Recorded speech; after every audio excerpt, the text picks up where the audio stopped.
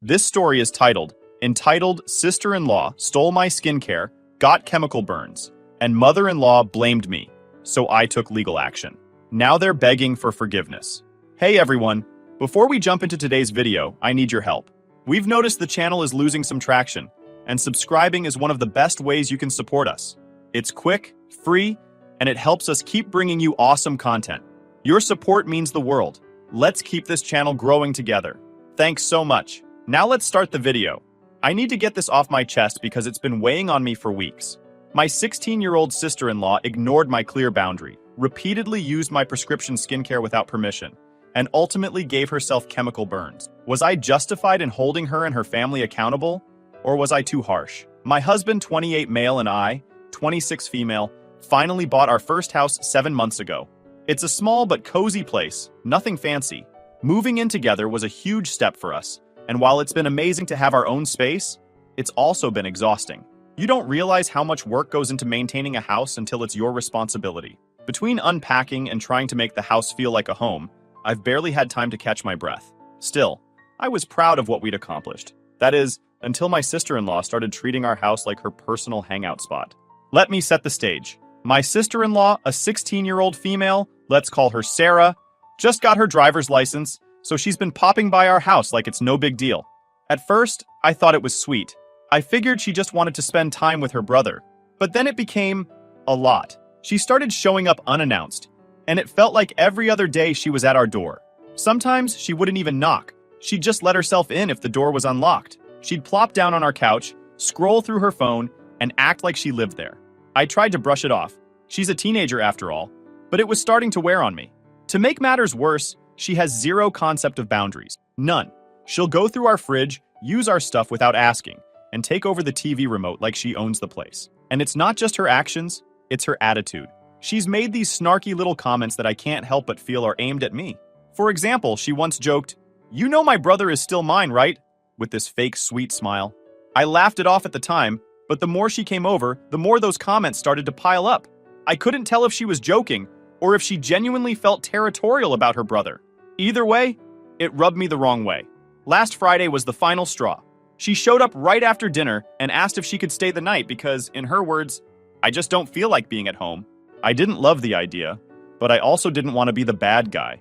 My husband shrugged and said it was fine, so I went along with it. She asked if she could take a shower, and since our guest bathroom isn't fully stocked yet, I told her to use ours. I figured it was no big deal. She'd shower, we'd all watch a movie or something, and she'd go to bed. But it didn't go that smoothly. Now, I'm someone who splurges on hair care and skincare.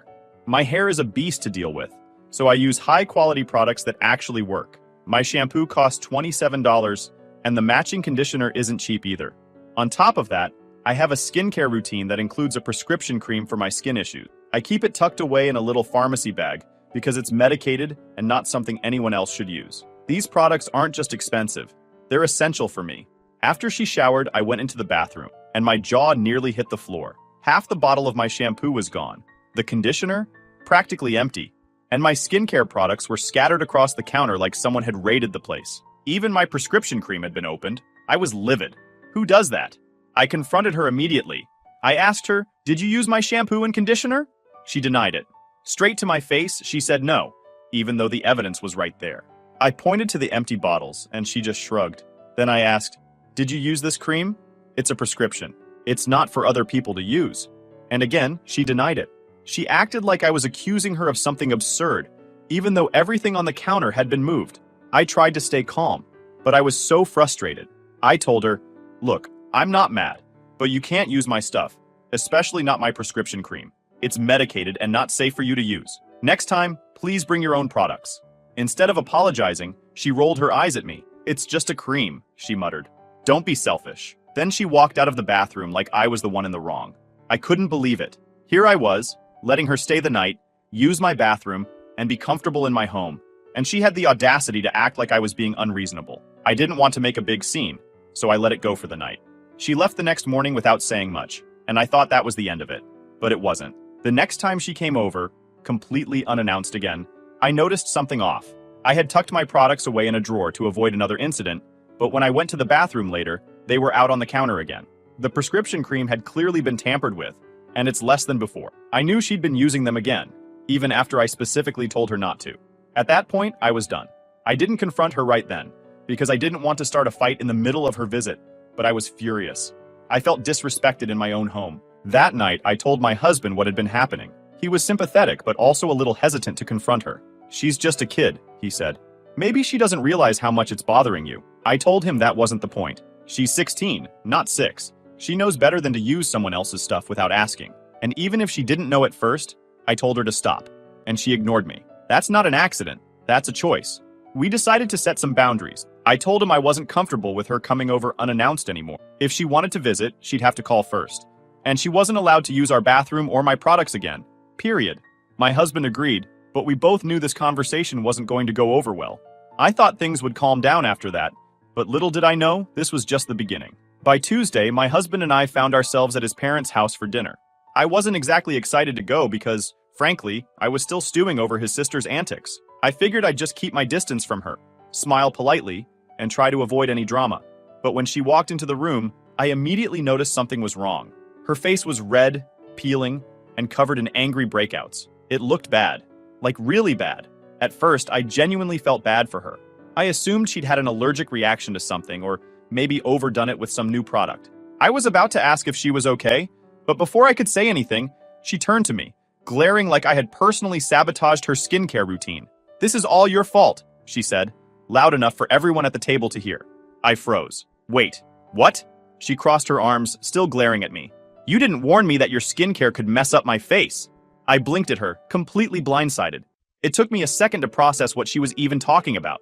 "I didn't know you used it," I said, trying to keep my voice calm. "I told you not to use my prescription cream." That's when the floodgates opened. She launched into a full-blown rant about how I should have warned her that my products were too strong and how I'd ruined her skin. She made it sound like I'd intentionally tricked her into using something dangerous. Meanwhile, I was sitting there trying to figure out how she'd managed to twist this into being my fault. Before I could even get a word in, my father-in-law jumped in. "Why didn't you tell her it wasn't safe to use?" he demanded, looking at me like I was the one who'd messed up. "She's only 16. She doesn't know any better." I was stunned. "I did tell her not to use it," I said firmly. "She went through my stuff without asking. It's not like I left it out for her." He shot back. "You're the adult. You should have been more responsible." At this point, I could feel my blood boiling. Responsible? Before I could respond, my husband jumped in. "She's 16, not 6, he said, echoing exactly what I'd told him the other night. "She knows better than to dig through someone's personal stuff and use prescription products without permission." His dad wasn't having it. "You should at least take her to a doctor to fix this," he said, looking at me again. "It's the least you can do." I almost laughed at how absurd it was. "I'm sorry, but I'm not paying for a doctor because she ignored me and used something she wasn't supposed to," I said. "That's not on me." My mother-in-law chimed in then, trying to play the mediator but only making things worse. "Look, let's not make this a big deal. It's just a misunderstanding. She didn't mean to cause trouble." "She went through my drawers," I said, my voice rising. "This wasn't an accident. She used my prescription cream after I specifically told her not to." The conversation spiraled from there. Every time I tried to defend myself, they came back with something about how I should have been more accommodating, or how I was the adult and should have handled it differently. It felt like no one was listening to me except my husband, who eventually shut the whole thing down. "We're not paying for anything," he said firmly. "This isn't my wife's fault. If Sarah wants to use products that aren't hers, that's on her." The table went silent after that, but the tension was suffocating. I barely ate anything the rest of the night, and as soon as it was polite to leave, we got out of there. On the way home, I told my husband how frustrated I was. "It's like they're refusing to see what she did was wrong," I said.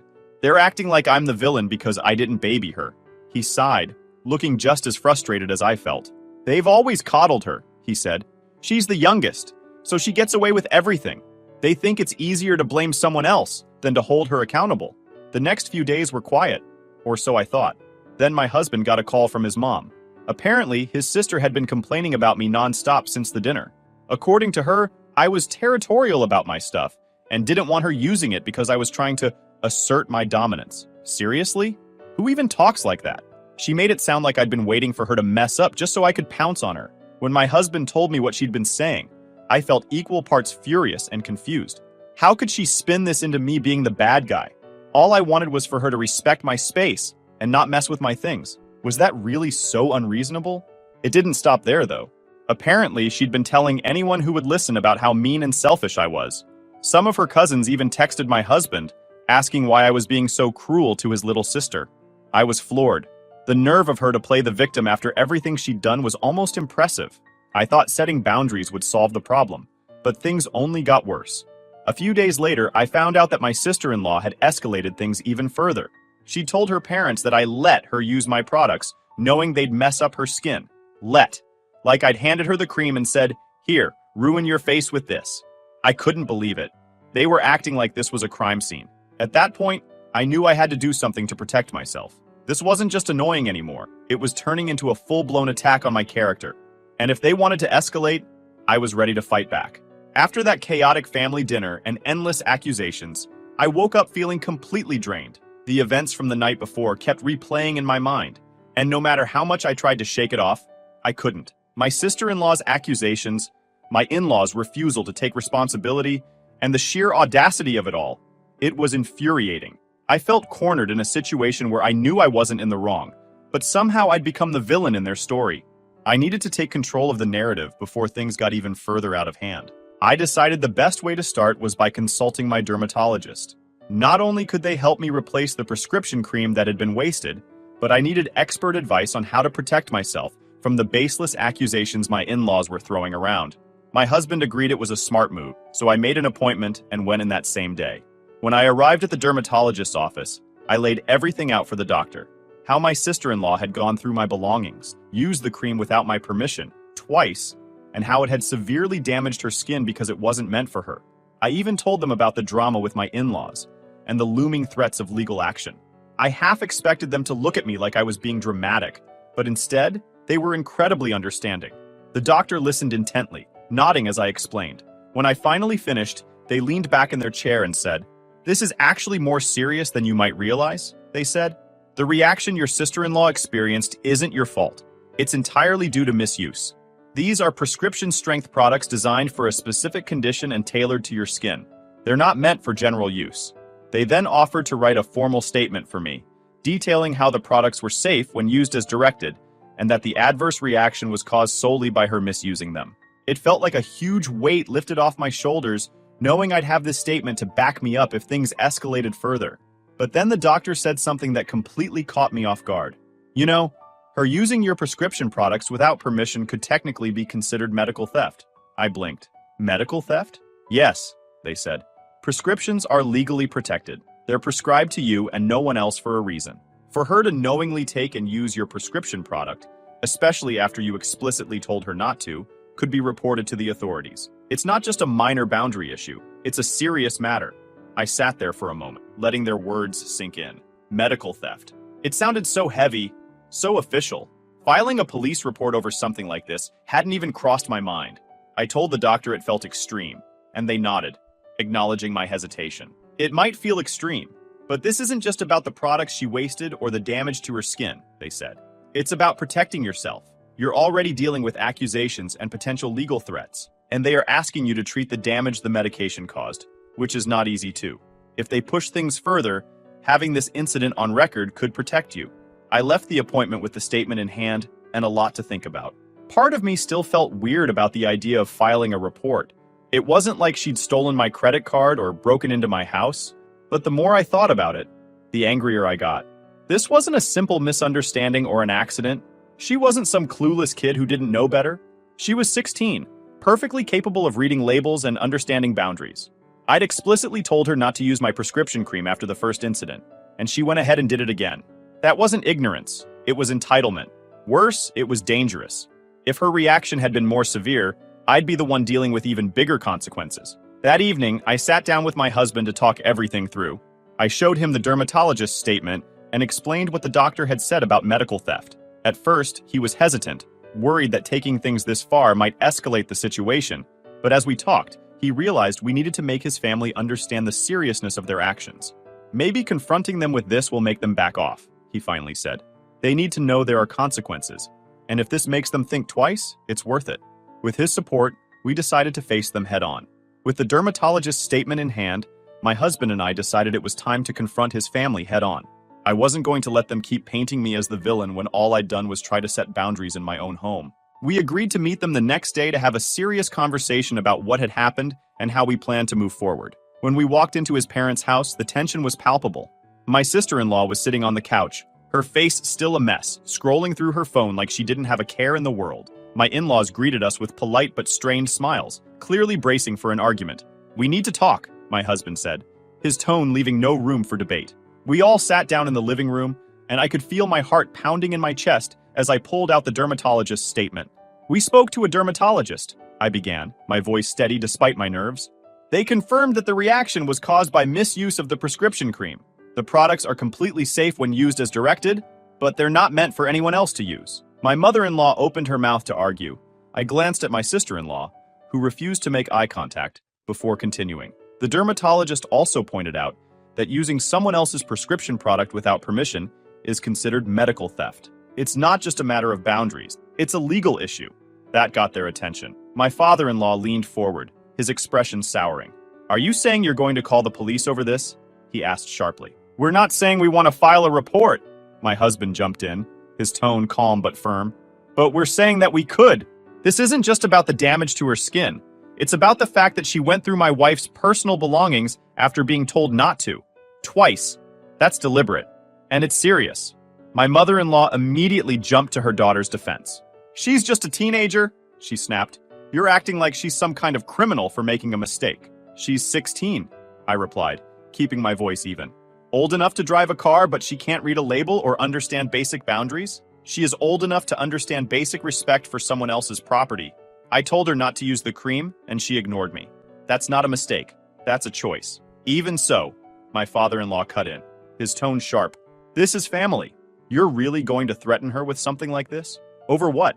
Some shampoo and cream?" "This isn't about the money," my husband said, cutting off their excuses. "It's about the principle. Sarah knew what she was doing, and instead of owning up to it, she's turned this into a mess where you've been blaming my wife for something that wasn't her fault. If you keep pushing this narrative, we'll do what we need to protect ourselves." My sister-in-law, who had been silent until now, finally spoke up.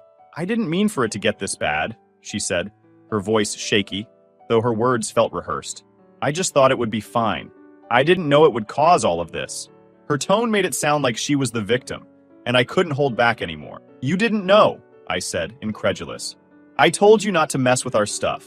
I tucked my things away and you still went digging through them. Twice. And now you're trying to act like this is my fault because your skin reacted? How is that fair?" "It's not like I was trying to hurt anyone," she said defensively, but I cut her off.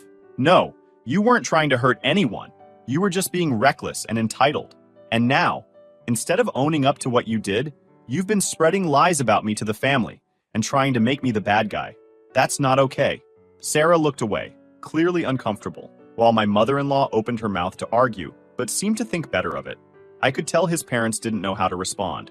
For the first time, they seemed to realize just how serious this situation had become. After a long, heated discussion, we left their house with no real resolution. My in-laws refused to fully acknowledge their daughter's actions, but they also seemed rattled by the possibility of us filing a report. My sister-in-law didn't apologize, but she didn't say anything else either. It was clear that she knew she'd gone too far, even if she didn't want to admit it. As we drove home, my husband sighed, breaking the silence. "They're not going to change," he said, his voice heavy. "But at least now they know we're serious." The confrontation hadn't been easy, but it had been necessary. And whether or not they accepted responsibility, we'd made it clear that we weren't going to be pushed around anymore. Later that evening, just as I was finally starting to relax, there was a knock at the door. My husband and I exchanged a look. It was late, and we weren't expecting anyone. When I opened the door, there stood my sister-in-law. Her face was blotchy and red, not from the peeling anymore, but from crying. She looked miserable, a far cry from the smug teenager who had rolled her eyes at me just days ago. She didn't waste any time. "Can I come in?" she asked quietly, her voice shaking. I stepped aside, unsure of what she was planning, but I wasn't about to have this conversation on the front porch. My husband stayed nearby, leaning against the kitchen counter, his arms crossed, watching the scene unfold. As soon as she stepped into the living room, she started crying again. "Please," she said through choked sobs, "please don't file the police report. I didn't mean for any of this to happen. I didn't think it would get this bad." I stayed silent, letting her talk. She went on, saying she didn't want her parents to know how serious things had gotten and that she was willing to pay me back for the wasted products if I'd just let it go. "I'm sorry, okay?" she pleaded. Her words made me pause, but not for the reason she probably hoped. It wasn't the apology or the promise to pay me back. It was the way she framed it. "Don't ruin my life over this." It wasn't about taking responsibility for her actions or even acknowledging what she'd done. She was scared of the consequences, not sorry for her behavior. I took a deep breath, steadying myself before responding. "You ignored my boundaries and then tried to make me look like the bad guy spreading rumors when things went wrong. You're not a little kid who doesn't know better. You knew exactly what you were doing, and now you're facing the consequences of that." She started crying louder, practically wailing, trying to make it impossible for my husband to ignore her. She kept throwing these desperate glances his way, like she was begging him to swoop in and save her, playing the helpless little sister card. When it became clear that he wasn't going to back her up, she lost it. She turned to him, yelling, "She's ruining everything! She's a bitch and you should leave her!" That was it. The little bit of patience I had left snapped. "Are you kidding me right now?" I shouted, cutting through her theatrics. "You come into my house, go through my things, lie to everyone, try to ruin my reputation, and now you're standing here calling me a bitch? In my own home?" My voice was shaking with anger, but I didn't care. I wasn't about to let her manipulate the situation any longer. She opened her mouth to say something, but I didn't give her the chance. "You're not the victim here. You've been disrespecting me from the moment you walked into this house, and now you think you can come here, cry a little, and turn my husband against me? Get the fuck out now." Her jaw dropped, like she couldn't believe I had the audacity to stand up to her. She turned to my husband one last time, tears streaming down her face. "Are you seriously just going to let her talk to me like this?" she yelled, trying to get him to take her side. But he wasn't having it. "You need to leave," he said, his tone firm. "She's right. You crossed every line, and now you're doubling down instead of apologizing. This isn't her fault. It's yours." That seemed to shock her into silence. She stood there for a moment, frozen, before grabbing her bag and storming toward the door. "Fine," she spat, her voice cracking as she tried to sound tough. "But don't expect me to forgive you for this." I didn't bother responding. I just stood there, arms crossed, watching as she slammed the door behind her. I looked at my husband and said, "I'm done. She's not stepping foot in this house again." He nodded, his expression weary. "I know," he said, "and you're right. This has to stop." The day after I kicked her out, my husband and I went ahead and filed the police report. I wasn't thrilled about having to take things to that level, but her behavior had left us no choice. If my in-laws wanted to keep painting me as the villain, I wanted the truth to be on record. The process moved faster than I expected. When the authorities questioned Sarah, she broke down almost immediately. At first, she tried to spin the same sob story she'd been feeding her parents, but that didn't hold up under questioning. Eventually, she cracked and admitted everything. She confessed that she'd deliberately gone through my drawers, ignored my warnings, and used my prescription products twice. Then came the part that stung the most.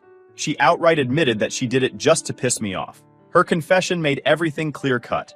The authorities determined that her actions were deliberate, which meant she, and by extension, her parents, could no longer argue that it was some harmless accident.